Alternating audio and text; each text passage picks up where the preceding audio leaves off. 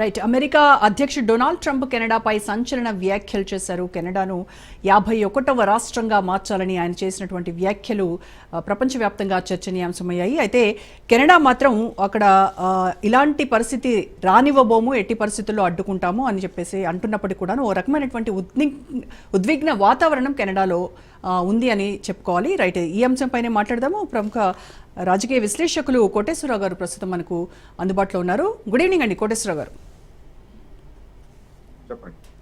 Yes Koteswararao గారు, కెనడాను అమెరికాలో భాగం చేసేస్తాను, 51వ రాష్ట్రంగా మార్చేస్తాను అని చెప్తున్నటువంటి ట్రంప్ వ్యాఖ్యలను ఎలా అర్థం చేసుకోవాలంటారు? ఒకవేళ అవే కనుక నిజంగా వాస్తవం అయితే కెనడా స్వాతంత్రం ఏ మేరకు ప్రభావితం అవుతుందంటారు?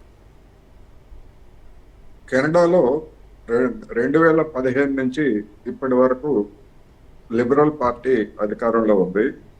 అది ప్రజల నుండి వ్యతిరేకతను ఎదుర్కొంటున్నది అనేటువంటిది అందరికీ తెలిసినటువంటి అంశం.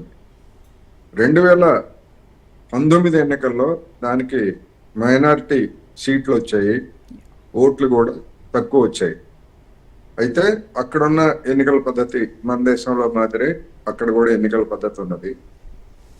కన్సర్వేటివ్ పార్టీకి సీట్లు తక్కువ వచ్చాయి, ఓట్లు ఎక్కువ వచ్చాయి 2019.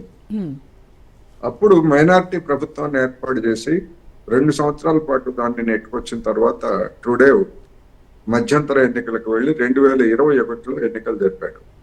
అప్పుడు కూడా మళ్ళా అదే సేమ్ రిపీట్ అయింది. అధికార పక్షానికి ఓట్లు తక్కువ వచ్చాయి, సీట్లు ఎక్కువ వచ్చాయి, కానీ అవసరమైనటువంటి 170 మెజార్టీ రాలేదు. ఇతర పక్షాల మీద ఆధారపడి గడిచినటువంటి 4 సంవత్సరాలుగా నెట్టుకొచ్చింది. ఇప్పుడు మళ్ళా ట్రూడేవ్ కనుక అధికారంలో కొనసాగేట్లయితే ఇప్పుడున్నటువంటి సీట్లు, ఓట్లు రెండూ పోతాయనేటువంటి భయంతో గత ఏడాది చివరి నుంచి అధికార పార్టీలో కుమ్ములాటల్లో భాగంగానే ట్రూడేవ్ మీద ఒత్తిడి తీసుకురావడం, అతను జనవరిలో నేను రాజీనామా చేస్తాను పార్టీ పదవికి, అదే విధంగా ప్రధాని పదవికి అని చెప్పడం, ఇవన్నీ కూడా మనకి తెలిసినటువంటి అంశాలు. ఇప్పుడు ఆ పార్టీని, అంటే ప్రజా వ్యతిరేకతను ఎదుర్కొంటున్నటువంటి అధికార పార్టీ మీద డొనాల్డ్ ట్రంప్ ఆయన మంచి చేసినట్టుగా కనిపిస్తా ఉంది. అంటే నెత్తిన పాలు పోసాడు అంటారు కదా, అదేవిధంగా అంటే ప్రజల్లో జనాకర్షణ కోల్పోయినటువంటి పార్టీ మీద ఇప్పుడు ట్రంప్ ఒక విధంగా చెప్పాలంటే దానికి ఒక ఆక్సిజన్ కంటే ఇంకా స్టెరాయిడ్స్ లాంటివి ఇచ్చాడని అర్థమవుతా ఉంది. ఎట్లాగైతే అమెరికా ఫస్ట్ అనేటువంటి నినాదంతో ట్రంప్ ఎన్నికల్లో గెలిచాడు, కెనడా ఫస్ట్ లేదా అమెరికా ఆధిపత్యాన్ని మేము ఎందుకు సహించాలి, అమెరికాని మా 51వ రాష్ట్రంగా కలుపుకుంటామని కొన్న ట్రంప్ అంటే, కలుపుకోవడం అంటే అసలు మనం కొనుగోలు చేద్దామని చెప్పేసి కొంతమంది అవమానకరంగా కూడా మాట్లాడినటువంటి వాళ్ళు ఉన్నారు. అందుకని ఇప్పుడు ఆ కెనడియన్లలో ఉన్నటువంటి ఈ మనోభావాలని సొమ్ము చేసుకోవడానికి ఖచ్చితంగా అధికార పార్టీ పనిచేస్తుంది. ప్రతిపక్షం కూడా దానికి అనుగుణంగానే ఏ విధమైనటువంటి ఎత్తుగడ వేస్తుంది అనేటువంటిది మనకి ఇవాళ రేపట్లో తెలుస్తుంది. మొత్తం మీద ఇవాళ ఉన్నటువంటి పరిస్థితుల్లో చూస్తే ఈ మనోభావాలను ముందుకు తీసుకొచ్చినప్పటికీ గడిచినటువంటి 10 ఏళ్లుగా దాని మీద వచ్చినటువంటి వ్యతిరేకత, గత 2 ఎన్నికల్లో దానికి జనంలో తగ్గినటువంటి ఆదరణ, ఇవన్నీ చూసినప్పుడు రాబోయేటువంటి ఏప్రిల్ 28 ఎన్నికలు ఒక సంకుల సమరంగా సాగే అవకాశాలు ఉన్నాయనేది నా అభిప్రాయం. ఎవరు గెలుస్తారు ఏంటి అనేటువంటిది కొద్ది రోజులు పోయిన తర్వాత వెలువడేటువంటి సమాచారాన్ని బట్టి మనకు అంచనా వేయం. కానీ ఇప్పటి వరకు అయితే నా అభిప్రాయం హోరాహోరీ పోటీ ఉంటది. ఎడ్జి అయితే లిబరల్ పార్టీకి ఉంటుంది, ఎందుకంటే అధికారంలో ఉంది కనుక మేమే ఎదుర్కొంటాము, ఇప్పటి వరకు మేమే ఎదుర్కొన్నాము. గడిచినటువంటి 2 నెలల కాలంలో ట్రంప్ కు వ్యతిరేకంగా ప్రకటనలు చేయడం ఇవన్నీ ఉన్నాయి కనుక ఆ అడ్వాంటేజ్ అయితే డెఫినెట్ గా ఉంటుంది అనేది నా అభిప్రాయం. సో అంటే మార్క్ కార్నీ లీడర్షిప్ ట్రంప్ ని ఎదుర్కోవడానికి సరిపోతుందంటారా? సరిపోతుంది, ఎందుకంటే అతనేమి పలుకుబడిలో కానీ లేదా ఇతరత్ర తక్కువ ఏమి కాదు. బ్యాంక్ ఆఫ్ ఇంగ్లాండ్ గవర్నర్ గా పనిచేశాడు, అదేవిధంగా బ్యాంక్ ఆఫ్ కెనడా గవర్నర్ గా పనిచేశాడు. బలమైనటువంటి లాబీ ఉన్నటువంటి వ్యక్తి. అంటే ఆయన ఎకానమిక్ స్ట్రాటజీస్ ఏవైతే ఉన్నాయో అవి కెనడాను రక్షిస్తాయంటారా? అంత పవర్ఫుల్ స్ట్రాటజీస్ చేయగలరా? కెనడాని ఇప్పుడు ఉన్నటువంటి తక్షణ సమస్య కెనడాని అంతర్గతంగా కెనడా ఎదుర్కొంటున్నటువంటి ఆర్థిక సమస్యలని పరిష్కరించడమా కాదా అనేటువంటిది కాదు రాబోయేటువంటి రోజుల్లో ముందుకు వచ్చేటువంటి ఎన్నికల అంశం. అమెరికా నుంచి కెనడా ఆత్మగౌరవాన్ని ఎవరు కాపాడుతారు, అమెరికాకు లొంగకుండా ఎవరుంటారు అనేటువంటి అంశాలు కనుక ముందుకు వచ్చేట్లయితే ఆర్థిక సమస్యలు అనేటువంటివి తాత్కాలికంగా పక్కకు పోతాయి.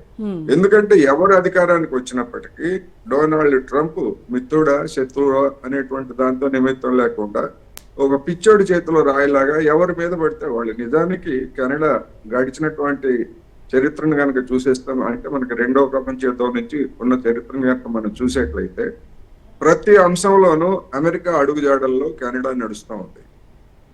అటువంటి కెనడాను కూడా వదలకుండా మేము పన్నులు వేస్తాము, మీ సంగతి చూస్తాము, మిమ్మల్ని మేము 51వ రాష్ట్రంగా కలుపుకుంటాము అనే విధంగా మాట్లాడినటువంటి ట్రంప్ వ్యవహార శైలి కెనడియన్లలో ఆత్మగౌరవాన్ని ఆ భావనను కూడా పెంచినట్టుగా మనకి మెయిన్ గా ఈ ట్రంప్ సుంకాల బెదిరింపులు ఏవైతే ఉన్నాయో అవి కెనడా ఆర్థిక వ్యవస్థను ఏ మేరకు దెబ్బతీస్తాయంటారు? అంటే కెనడా అమెరికాతో ఈ ట్రేడ్ వార్లో గెలుస్తుందంటారు అసలు?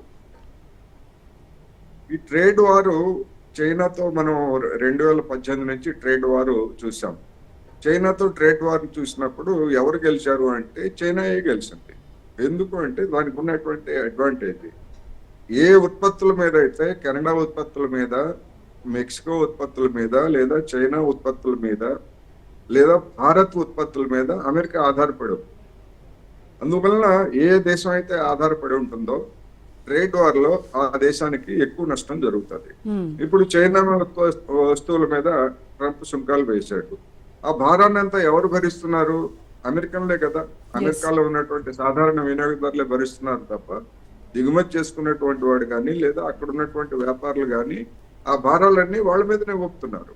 ఇప్పుడు ఈ కెనడా మీద లేదా మెక్సికో మీద కూడా ఆ విధమైనటువంటి సుంకాలు ఇప్పటికీ బెదిరింపే. నా అభిప్రాయం తగ్గుతాడు అనుకుంటున్నాను ట్రంప్. ఎందుకు అంటే ఆ విధమైనటువంటి సుంకాలు వేస్తే అమెరికాలో ఉన్నటువంటి ఆటోమొబైల్ ఇండస్ట్రీ అంతా కుప్పకూలిపోతుంది. అటు చైనా నుంచి వస్తువులు రాక, ఇటు కెనడా నుంచి మెక్సికో నుంచి వస్తువులు రాకపోతే, విడి భాగాలు ఇట్లాంటి వస్తువులు రాకపోయేట్లయితే అమెరికాలో ఉన్నటువంటి ఆటోమొబైల్ ఇండస్ట్రీ మొత్తం కుప్పకూలిపోయే అవకాశం ఉందని చెప్పి చెప్తున్నారు. లేదు, ఒకవేళ ట్రంప్ చెప్పినట్టుగానే ఆ పన్నులు కనుక అమలు చెప్పేట్లయితే ఒక్కొక్క కారు మీద $12,000 అదనపు భారం పడుతుందని చెప్పి చెప్తున్నారు. అటువంటి భారం పడినప్పుడు మరి వినియోగదారుల నుంచి ఏ విధమైనటువంటి ప్రతికూల స్పందన వస్తుంది అనేటువంటిది అది ఆచరణలోకి వచ్చిన తర్వాత ట్రంప్కి అర్థమవుతుంది తప్ప ఇప్పుడేమి అతనికేమి ఒళ్ళు పై తెలియకుండా వ్యవహరిస్తున్నాడు అనేది ఒకటి మనం చూస్తున్నాం. ఎలన్ మస్క్ ని వెనకేసుకు రావడంతో అక్కడ ఎలన్ మస్క్ కి ఏ విధమైనటువంటి ప్రతిఘటన ఎదురవుతుందో మనం చూసాం. అందువలన మొత్తంగానే నిజానికి అవి ఇంప్లిమెంట్ అయితే వచ్చేటువంటి తక్షణంగా కలిగేటువంటి ప్రభావాలతోటి ట్రంప్ ఇంప్రెస్ అయ్యే అవకాశం ఉంటుంది. ఆ ఇంప్రెషన్ నెగిటివ్ గా డెఫినెట్ గా వస్తుంది. వెనక్కి తగ్గిన ఆశ్చర్యం లేదు. సాధ్యమైన మేరకు బెదిరించి అదిరించి లబ్ధి పొందాలనేటువంటి ఎత్తుగడే ఇప్పటి వరకు ట్రంప్ అనుసరిస్తున్నాడు. అయితే ఈ కెనడా కూడా అమెరికా ప్రొడక్ట్స్ పైన సుంకం విధించాలి అనేటువంటి కూడా మనం విన్నాము. ఒకవేళ అలాంటి సుంకాలు విధిస్తే దాని పరిణామాలు ఏ విధంగా ఉంటాయంటారు? అంటే అవి ఇంకా రెండు దేశాలకి నష్టమే. రెండు దేశాలకి నష్టమే. అంటే ఈ అంశం ట్రంప్ ఏమైనా వెనక్కి తగ్గేలా చేస్తుందంటారా? డెఫినెట్ గా మొత్తం మీద చూసినప్పుడు ట్రంప్ ఇటు ఐరోపా యూనియన్ మీద ధ్వజమెత్తుతున్నాడు. బ్రిక్స్ దేశాల మీద అంటే భారత్, బ్రెజిల్ తో సహా ఈ దేశాల మీద మేము వీళ్ళ సంగతి కూడా తెలుసుకొని ఉన్నాడు. బ్రిక్స్ మీద ఎందుకు ఉన్నాడంటే డీడాలరైజేషన్ అంటే డాలర్ కాకుండా బ్రిక్స్ దేశాలు ఆయా దేశాల కరెన్సీలతోటి మేము వ్యాపారం చేస్తాము, ప్రత్యామ్నాయం అనేటువంటి దాంతో వెళ్తున్నాయి కనుక వాటి మీద. సరే, చైనా తోటి 2018లోనే ట్రంప్ యుద్ధం ప్రారంభించాడు, అది కొనసాగుతూ ఉంది. వాళ్ళు కూడా రా, ఎంతవరకు వస్తావరా అని చెప్పేసి వాళ్ళు కూడా సవాల్ చేసి వాళ్ళు కూడా సిద్ధంగానే ఉన్నారు. అందుకని ఇవన్నీ కూడా ఇప్పటి వరకు అయితే ట్రంప్ ప్రకటనలు చేశాడు తప్ప తగ్గిన ఆశ్చర్యం లేదు, రాజీ పడిన ఆశ్చర్యం లేదు. అందుకని ఒక అనిశ్చితమైనటువంటి పరిస్థితి ఉన్నది. ఏప్రిల్ 2 వరకు వీళ్ళకి మెక్సికోకి, వీళ్ళకి భారతదేశానికి, అదేవిధంగా కెనడాకి కూడా గడువు ఇచ్చాడు.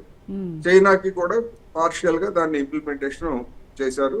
అయితే ఏంటంటే షిప్మెంట్ ఏదైతే బయలుదేరున్నాయో వాటికి మినహాయింపు ఇచ్చింది. చైనా గవర్నమెంట్ ఇచ్చింది, అమెరికా గవర్నమెంట్ కూడా బయలుదేరినటువంటి వాటికి ఇచ్చింది. అందుకని అవన్నీ కూడా ఏప్రిల్ 1st వీక్ నాటికి రేవులకు చేరిన తర్వాత అసలైనటువంటి వాణిజ్య యుద్ధం అనేటువంటిది ఏప్రిల్ 1st నుంచి ప్రారంభం. అప్పుడు అసలైన ఎఫెక్ట్ ఉంటాయి. ఈ లోపల పునరాలోచన చేస్తాడా, మొండిగా ముందుకెళ్తాడా అనేటువంటిది చూడాల్సింది. ఈ వ్యవహార శైలి రేపు ఎన్నికల మీద, కెనడా ఎన్నికల మీద పనిచేస్తుంది.